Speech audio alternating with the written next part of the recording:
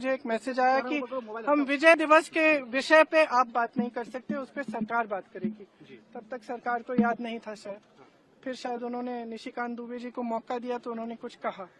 उसके बाद मैंने बोला 2 मिनट के लिए, और मैं सिर्फ 2 मुद्दे उठा रही थी। एक तो सबसे पहले तो मैं विजय दिवस की याद में जितने भी शहीद सैनिक थे, जितने भी लोग थे जिन्होंने लड़ाई लड़ी, उनको नमन करना चाहती थी, जनता को नमन करना चाहती थी। तो जो दृढ़ होकर सेना के साथ खड़ी रही, नेतृत्व के साथ खड़ी रही, और इंदिरा जी को भी याद करना चाहती थी, जिनकी वजह से जिनके दृढ़ निर्णय लेने की क्षमता, उनके नेतृत्व में ये लड़ाई हम लड़े और जीते।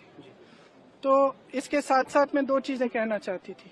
पहला ये कि आज बांग्लादेश में अत्याचार हो रहा है अल्पसंख्यकों के साथ। जो लड़ाई हमने लड़ी थी उस समय, वो किस चीज की लड़ाई थी? असूलों की लड़ाई थी।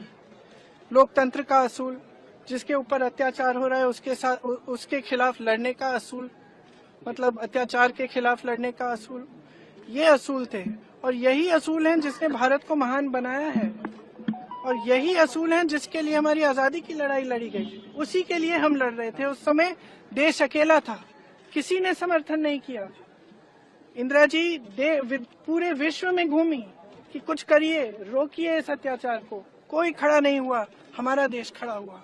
इंदिरा जी खड़ी हुई, हमारी सेना खड़ी हुई, हमारी जनता खड़ी हुई।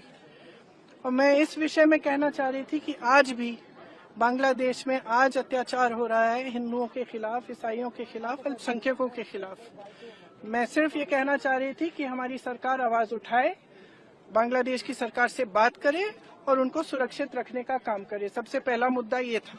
दूसरा मुद्दा ये था कि आज सेना के हेडक्वार्टर से आज के दिन आप वो तस्वीर उतार रहे हैं जो वहां पे इतने समय से टंगी हुई है, जिसमें पाकिस्तान की सेना आत्मसमर्पण कर रही है भारतीय सेना के सामने। और वहां उस तस्वीर में field marshal Manekshaw, general Arora, brigadier K S. Chandrapur ji हैं।